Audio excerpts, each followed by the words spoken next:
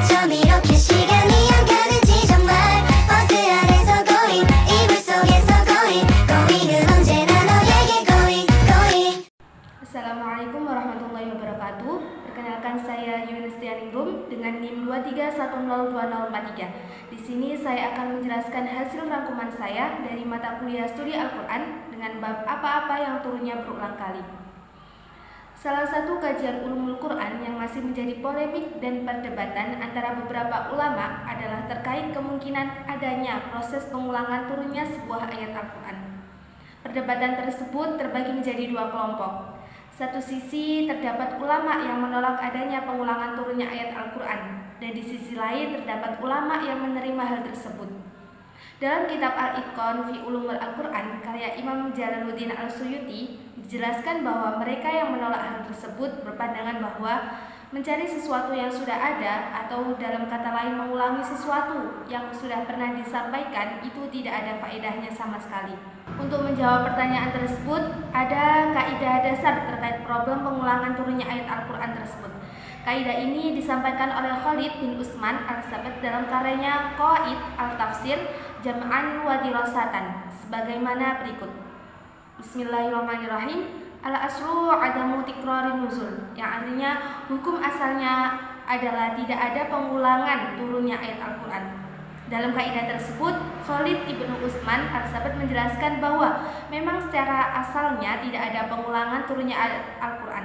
Namun, ia melanjutkan bahwa apabila terdapat riwayat yang sanadnya sahih dan ridasiknya shareh atau jelas tentang adanya kejadian proses pengulangan turunnya ayat, maka riwayat tersebut dapat dikeluarkan dari ketetapan kaidah asal tersebut, sehingga dapat dipahami bahwa tidak bisa dipungkiri memang terdapat beberapa riwayat yang menunjukkan keberadaan pengulangan turunnya ayat Al-Quran. Selain itu, terjadinya pengulangan turunnya ayat tersebut merupakan bentuk penurunan ayat yang sama, namun dengan huruf yang berbeda. Hal ini dikarenakan Al-Quran turun atas 7 huruf, dan selama periode Mekah, ayat turun hanya berdasar satu huruf, yaitu huruf Quraisy, sehingga 6 huruf sisanya turun pada periode Madinah.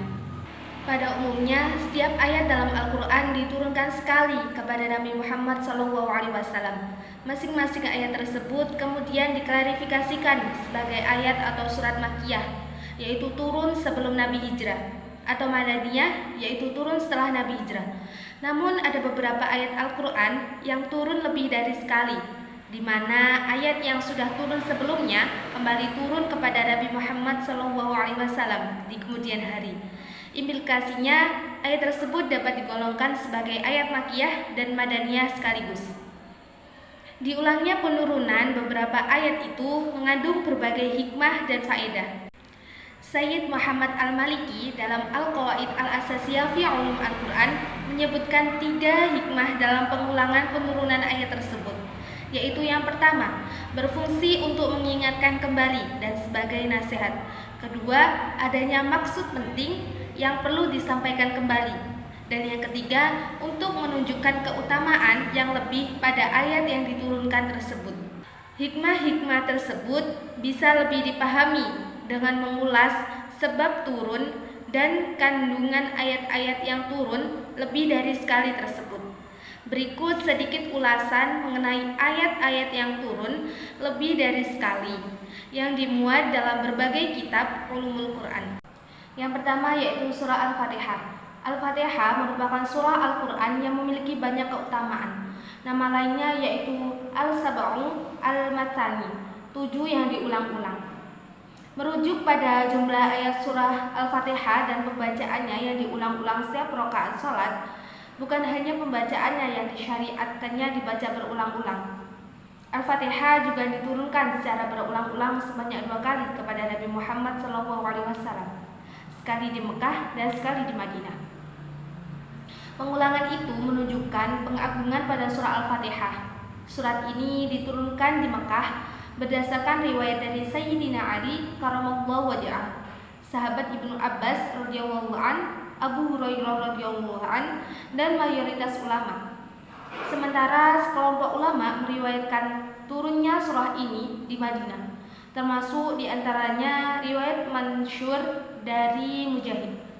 Mujahid berkata, sesungguhnya iblis berteriak melengking dengan keras karena kesakitan sebanyak 4 kali, yaitu saat dilaknat, saat diturunkan dari surga, saat diutusnya Nabi Muhammad SAW, dan saat diturunkannya pembukanya Al-Quran, yaitu surah Al-Fatihah yang diturunkan di Madinah. Tafsir surah Al-Fatihah halaman 16-17. Yang kedua yaitu surah Al-Ikhlas. Surah ke-112 dalam urutan mushaf ini diwahyukan sebanyak 2 kali sebagai jawaban atas pertanyaan dan tantangan dari kaum musyrik di Mekah dan para ahlu kitab di Madinah. Orang-orang musyrik Mekah bertanya kepada Rasulullah SAW, jelaskan sifat-sifat Tuhanmu untuk kami. Kemudian turunlah ayat Qul huwallahu ahad yang artinya, katakanlah, dialah Allah yang Maha Esa, sampai akhir surah. Sementara itu, saat di Madinah, Nabi juga mendapatkan pertanyaan yang sama dari orang Yahudi, di antaranya Ka'ab bin Al-Ashraf dan Huyai bin Akhtab. Lalu surah Al-Ikhlas kembali diwahyukan kepada Nabi Muhammad SAW. Diulangnya penurunan surah ini memiliki hikmah sebagai pengingat kembali kejadian yang menjadi sebab penurunan surah untuk menghindari lupa terhadapnya. Yang ketiga yaitu ayat ruh, Quran Al-Isra ayat 85. Berdasarkan kesepakatan ulama, surah Al-Isra termasuk surat Makkiyah.